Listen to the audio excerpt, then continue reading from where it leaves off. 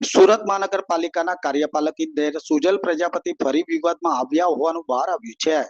આ ઇજનેર સામે ગંભીર આક્ષેપ કરી પાંડેસરાના વૃદ્ધ દંપતીએ ઈચ્છા મૃત્યુની માંગ કરી હોવાની વાત બહાર આવી છે। જ્યારે સમગ્ર મામલે જિલ્લા કલેક્ટરને આવેદનપત્ર આપવામાં આવતા ચકચાર મચી જવા પામી હતી।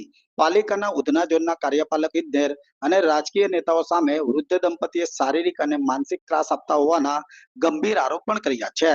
શારીરિક અને માનસિક ત્રાસથી કંટાળેલા વૃદ્ધ દંપતીએ જિલ્લા કલેક્ટરને અરજી કરી ઈચ્છા મૃત્યુની પરવાનગી માંગી હતી। પાંડેસરાના જલારામનગરના ગુજરાત હાઉસિંગ બોર્ડમાં રહેતા શ્યામ કપૂરજી ગેહલોત અને મધુ ગેહલોત દ્વારા ઈચ્છા મૃત્યુની માંગણી કરતા સુજલ પ્રજાપતિ ફરી વિવાદમાં આવ્યા હતા। પાલિકા દ્વારા વર્ષ 2021માં વૃદ્ધ દંપતીની દુકાનને નોટિસ આપ્યા વિના સીલ કરી દેવામાં આવી હતી।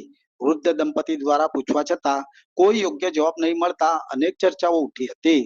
વૃદ્ધ દંપતીના જણાવ્યા અનુસાર ફાયર સેફટી નહીં હોવાનું કારણ દર્શાવી દુકાન સીલ કરવામાં આવી હતી। 5.5 વર્ષ સુધી દુકાનો સીલ રાખવામાં આવતા આ મામલો હાઈકોર્ટમાં ગયો હતો, જેથી હાઈકોર્ટના આદેશ બાદ દુકાનનું સીલ ખોલવામાં આવ્યું હતું।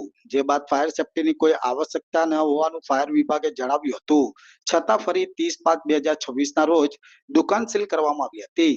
જેથી રાજકીય નેતા અને અગાઉના કાર્યપાલક ઇજનેર સુજલ પ્રજાપતિ સહિત હાલના કાર્યપાલક ઇજનેર ભૈરવ દેસાઈ સામે ગંભીર આરોપ કરી ન્યાયની માંગ સાથે વૃદ્ધ દંપતીએ ઈચ્છા મૃત્યુની માંગ કરતા અનેક સવાલો ઉઠવા પામ્યા હતા। મારું નામ શ્યામ કપૂરજી ગેહલોત છે। ઉંમર વર્ષ મારી 73 છે। રહેવાસી B132 Jalaramnagar Gujarat housing board Pandesara. Shaitan સિંહને તરાસથી હું ઈચ્છા મૂર્તિ કરવા માગું છું ને SMC વાળાને તરાસથી મારી 11 દુકાનો આવેલી છે। એની અંદર મારી રોજીરોટી ચાલે છે।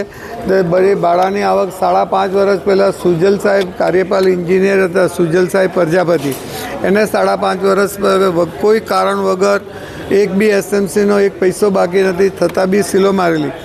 10 વખત રિક્વેસ્ટ કરવા ગયો તો કે તું પહેલાં શૈતાન સિંહ હાથે એને બેઠક કર।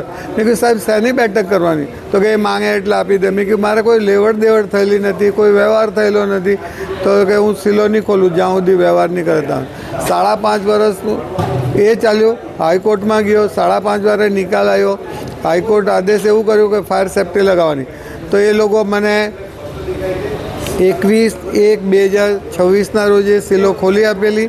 ત્યાર પછી એમાં ફાયર સેફટીની બધી સિસ્ટમ લગાવી દીધી, બાટલા લગાવી દીધા, NOC લઈ લીધી। એ બતાવ્યા પછી હવે 30/5ના રોજ પાછી સીલો મારી વગર કારણ, કોઈ પૈસો બાકી નથી, SMCનો એક બી રૂપિયો બાકી ન હોવા છતાં બી ખોટી રીતે મને હેરાન કરે। પૂછવામાં આવ્યો, જે બેન સીલ મારવા આવ્યા હતા એને પૂછ્યું સાહેબ મને નોટિસ તો આપો, કે નોટિસ નહીં મળે, કે ભૈરવ દેસાઈનો આદેશ છે। તો મેં કહ્યું ભૈરવ દેસાઈ કાર્યપાલ એન્જિનિયર સાહેબનો આદેશ છે એટલે કે નોટિસ બોટિસ કંઈ નહીં મળે કે સીલ મારવાની। તો મારા બધા માણસોનો લાખો રૂપિયાનો અંદર સામાન છે, બિચારા 7-7 ફૂટની નાની નાની દુકાનો છે। 5.5 વર્ષે ખુલી ને 30/5ના રોજે પાછી સીલ મારી નોટિસ આપ્યા વગર। સુજલ પ્રજાપતિનો કેવો રોલ છે? એ પહેલાં સીલ મારી ગયા ને બેઠક કરવાનો રોલ હતો કે તું એને હાથે બેઠક કરતો હું સીલ ખોલું। મેં કે કોઈ લેવડ દેવડ થાય નહીં તો શેની બેઠક કરું?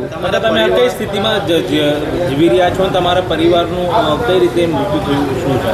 સાહેબ મારો પરિવારમાં મારો દીકરો, પુત્રવધુ, પોતરા પોતરી 4, મારી છોકરી, જમાઈ, દોઈતા દોઈતી 8, એક શાળાનો છોકરો। એ લોકો 6/11ના રોજ પાવાગઢ ગયેલા। 6/11/2016ના રોજ પાવાગઢ ગયેલા દર્શન કરવા। દર્શન કરીને રિટર્ન આવતી ફેરે કરજણ ટોલ ટેક્સ પાસે લક્ઝરી હાથે મારે ગાડીનો એક્સિડન્ટ થયો। એમાં મારા 9 જણા એક્સિડન્ટમાં પૂરો પરિવાર ઓફ થઈ ગયો।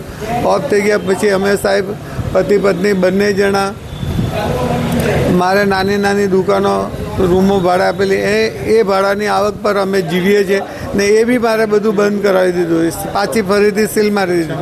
એક બી